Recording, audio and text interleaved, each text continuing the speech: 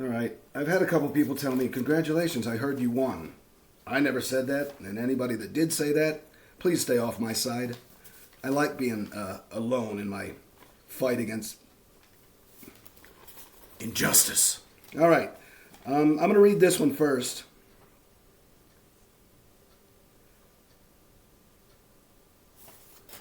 I'm going to show you this, but then I'm going to read it. I don't have extra copies of these right now. I blanked out the names. Everybody knows who we are.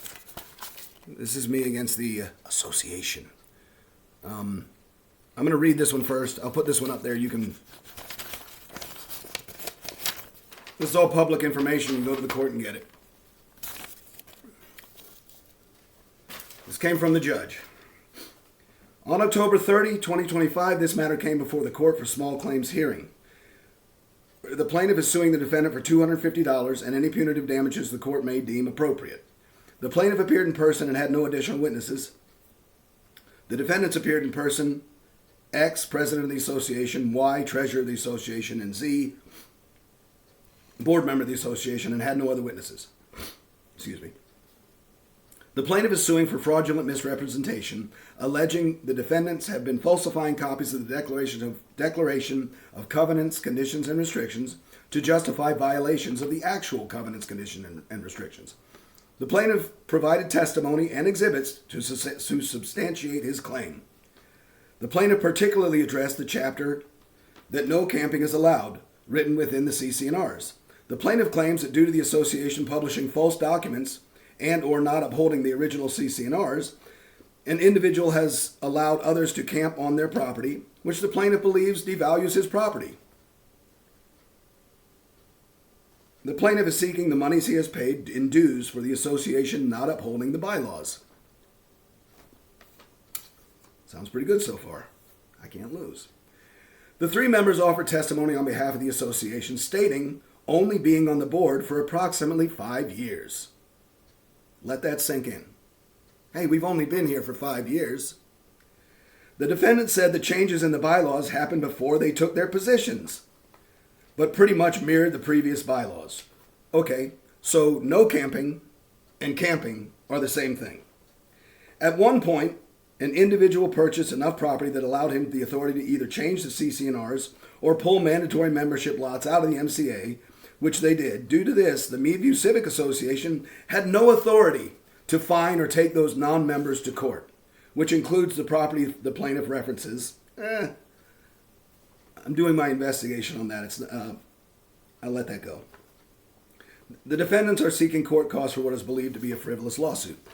The court takes the testimony given and any exhibits provided into consideration in making its decision. The court finds the plaintiff has failed to show that the defendants purposely falsified any documents. These documents are still on the website, guys. But anyway, they didn't purposely falsify any documents or caused any actions that resulted in any real loss. Therefore, the court rules in favor of the defendants and is entitled to court costs, awarding the amount of $28. So, I want to touch on this. The Meadview Civic Association, this is their testimony, or at least the judge's summary of their testimony, had no authority to fine or take those non-members to court. That is not generally language that the MCA uses, either verbally or in their writings. But I will say this, and this is public information. I got this right off the county website. This year alone, 2025, the association has filed 137 liens against our neighbors' properties for failure to pay assessments. That they have power to do. All right, that's the one I just read. I'll read this other one now. Again, anyone saying I won, stay off my side, please. I've done this whole thing with very little support from anybody, so I'll be okay. Oh, by the way, the house is for sale. I quit. On October 30th, 2025, this matter came before the court for a small claims hearing where the plaintiff is suing the defendant for $250. The plaintiff appeared in person and had no additional witnesses. The defendants appeared in person: X, the president; Y, the treasurer; and Z, board member, and had no other witnesses. The plaintiff is suing for nonfeasance for the association not doing their duty when it comes to publishing the annual financial report in the Meadview Monitor. The plaintiff testified it clearly states in the bylaws that the annual financial report shall be published for members in the Meadview Monitor. Plaintiff continued pointing out that the association has never published it and has failed to do their duties. Due to the defendant's noncompliance, the plaintiff believes he has not received the benefits of his dues. The three members offered testimony on behalf of their association, pointing out that they had only been on the board for approximately 5 years. Nice. When do you obey the bylaws? We give it a 5-year grace period. If I worked at McDonald's, I hope within 5 days I know how to run the fryolator.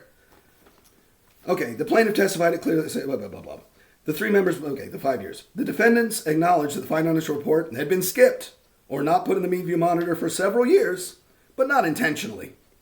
Once the plaintiff pointed out the error, the association corrected it. That is simply not true.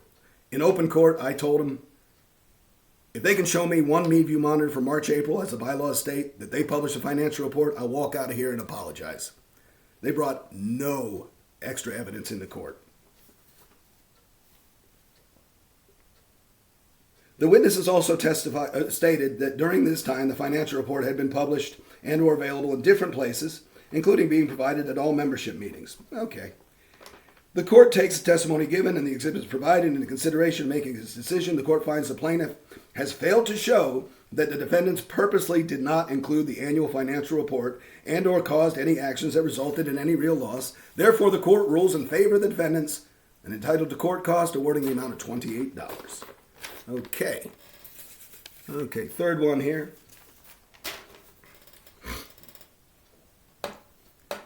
This one is in my case against golf from my previous video. On October 27th, 2025, this matter came before the court. Referenced the defendant's motion for summary judgment. That is Gulf saying that it's clear that there's no case here and he wants summary judgment. He made a counterclaim. He wanted summary judgment. All right. And the plaintiff's might request for oral arguments. The plaintiff appeared in person and the defendant failed to appear.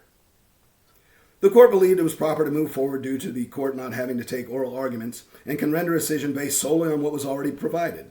The court pointed out this to plaintiff, which he did not oppose.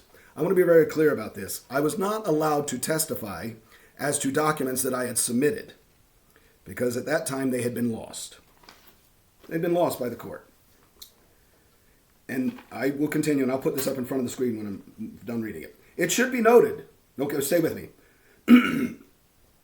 The plaintiff offered arguments on why the court should deny the defendant's motion and brought up exhibits he provided to the court. The court advised that they did not have those exhibits, but it would allow them if needed to be provided again. It was like 100 pages. Anyway, it should be noted, the court later found the plaintiff's exhibits and examined them before rendering a decision and later informed the plaintiff. The court took it, I want to be clear, it's a different thing with a court just looking at a pile of 100 papers and me being able to use those as justifications of my arguments. I was not allowed to argue anything that wasn't only in the package that was in the motion for summary judgment. That's all right. There's no sour grapes here. I better laugh at this because otherwise I'd just be crying. The court took into consideration the plaintiff's argument, defendant's written motion, and any exhibits provided by both parties in making its decision. For both plaintiff's original lawsuit and the defendant's counterclaim, the court finds that neither party provided any exhibits and or proof of any actual loss caused by the other party. Therefore, the court finds in favor of the defendant in the original lawsuit and finds in favor of the plaintiff in the counterclaim and has ordered that each party absorb their own court costs. So that one just went away. Okay, I want to show you something. This is a deed. I blacked out everybody's name. Oh, wait, no I didn't. I'm going to fold the top of this. Because, yeah. Okay, I'm just going to fold the corner. This is the deed that transfers property. Okay, I would say that every deed in Meadview looks almost exactly like that. That's a warranty deed. All right. Now, whether you like it or not, it says The following real estate property, this conveys property from one entity to another. The following real property, okay, blah, blah, blah, blah. Okay, for the consideration of $10, and they say $10 because it's nobody's business what you pay for property, even though that's not really true anymore. But X do hereby convey to Y the following real property situated in Mojave County, and then it attaches a legal description. Subject to current taxes and other assessments, reservations in patents, and all easements, right-of-way, encumbrances, liens, stay with me because this one's important, covenants, conditions, restrictions, obligations, and liabilities as may appear of record. I just want to say this and then I'll go. When you get your property, you agree to this, okay? It's obvious to me now, and I'm baffled, but it's obvious to me that nobody's going to enforce these. So do what the hell you want, okay? Do what you want. Nobody's going to enforce these. Not the MCA, not the county, nobody. But do you keep your word or not? That's a matter of honor, and I'll leave you with that.